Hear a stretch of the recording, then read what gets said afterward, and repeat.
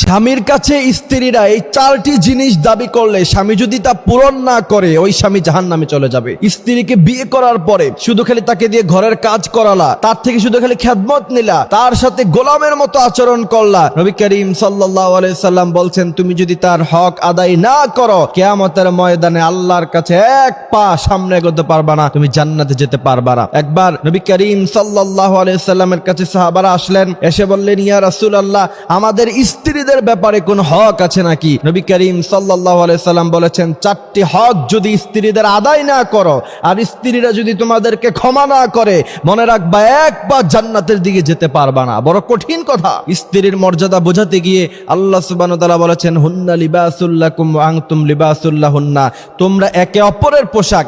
এই জায়গাটাতে আল্লাহ পাক স্বামী এবং স্ত্রীকে সমান অধিকারের কথা বলে দিয়েছিলেন। এই জন্য অবশ্যই খেয়াল রাখতে হবে আপনার স্ত্রীকে আপনি সর্বোচ্চ তাকে মর্যাদা দিতে হবে, তার অধিকার আপনাকে আদায় করতে হবে। প্রথম নাম্বার হচ্ছে সে যদি আপনার কাছে মোহরানা দাবি করে অবশ্যই আপনাকে মোহরানা দিতে হবে। এবার আপনি বলবেন যে হুজুর যদি মোহরানা দেওয়ার মতো ক্ষমতা না থাকে, মোহরানা দেওয়ার মতো ক্ষমতা না থাকলে আপনি বিয়ে করছেন কেন? আপনাকে বিয়ে করতে কে বলেছে? আপনার স্ত্রী যদি আপনার কাছে মোহরানা দাবি করে অবশ্যই আপনি তাকে মোহরানা বুঝিয়ে দিতে হবে, আর না হলে আল্লাহর কাছে আপনাকে তার জন্য জবাবদিহিতা করতে হবে। এই জায়গাতে এসে আপনার কাছে যদি একান্তভাবে মোহরানা দেওয়ার মতো সক্ষমতা সেই সম্পদ যদি আপনার কাছে না থাকে তাহলে আপনি বেশি থেকে বেশি যেটা করতে পারেন অত্যন্ত বড় নম্র ভাষায় তার থেকে আপনি ক্ষমা চেয়ে নিতে পারেন। তবে কোন স্ত্রী যদি ক্ষমা না করে আপনি কিন্তু কোনোদিন ক্ষমা পাবেন না। এই জন্য তাকে ভালোবাসা দিয়ে আদর দিয়ে তার থেকে আপনি ক্ষমা চেয়ে নিতে পারেন। তবে আপনার যদি সামর্থ্য থাকে সম্পদ থাকে এরপরেও যদি আপনি তার কাছে ক্ষমা চাইতে যান তাহলে সে কিন্তু ক্ষমা না করলে কোনোভাবে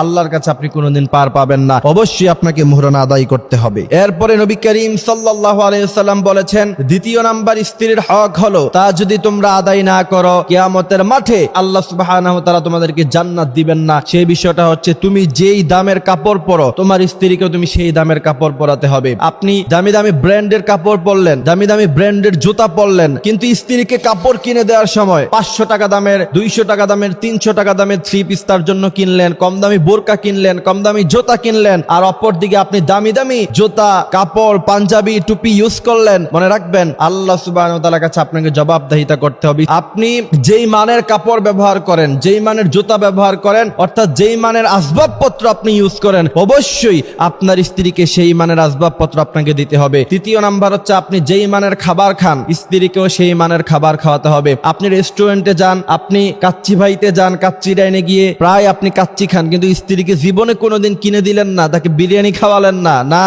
নবী করিম সাল্লাল্লাহু আলাইহি সাল্লাম বলেছেন তুমি যেই মানের খাবার খাও অবশ্যই তোমার স্ত্রীকে তুমি সেই মানের খাবার খাওয়াতে হবে। চতুর্থ নাম্বার হচ্ছে দুটি হক, সেই দুটি হক আপনাকে আদায় করতে হবে। একটি হচ্ছে বর্জনীয় আর একটি হচ্ছে করণীয়। যেমন কখনো আপনি তাকে গালিগালাজ করতে পারবেন না। দ্বিতীয় নাম্বার হচ্ছে আপনি কখনো তার চেহারায় আঘাত করতে পারবেন না, তাকে আপনি সর্বোচ্চ সম্মান দিতে হবে, এটা হচ্ছে করণীয়। এই জন্য প্রিয় ভাইয়েরা আমার এইসব বিষয়গুলি আল্লাহ সুবহানাহু ওয়া তাআলা আমাদেরকে খেয়াল রাখার তৌফিক দান করুক। তার কারণ হলো আল্লাহ সুবহানাহু ওয়া তাআলা এই যে সিস্টেম স্বামী এবং স্ত্রী, এটা একটা সুন্দর একটা জীবন ব্যবস্থা। যেই সমস্ত জাতিগোষ্ঠীর লোকেরা বিয়েতে অভ্যস্ত না, দিন শেষে এদের বয়স যখন অনেক হয়ে যায় 40-50 হতাশায় ভুগে শেষ পর্যন্ত তারা আত্মহত্যা করে। যারা বিয়ে করে এরা যখন বৃদ্ধ হয়, ছেলে সন্তান হয় তাদের, তখন সম্পর্কটা সুন্দর হয়, তাদের জীবনটা বড় সুন্দর হয়। এই জন্য আল্লাহ সুবহানাহু ওয়া তাআলা বলেছেন ওয়াশিরুহুন্না বিল মা'রুফ, তুমি তোমার স্ত্রীদের সাথে সৎ আচরণ করো। সৎ আচরণ করার মানে হলো স্ত্রীকে গালি দেয়া যাবে না, বকাবকি করা যাবে না, তার গায়ে হাত তোলা যাবে না। যেই সমস্ত স্বামীরা